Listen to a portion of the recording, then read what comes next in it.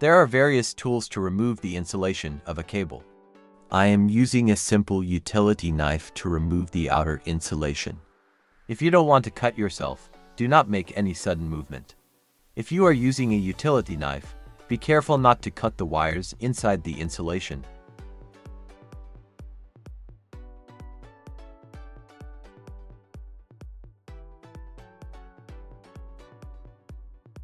To strip the 3 wires, I am using this wire stripper to remove the insulation.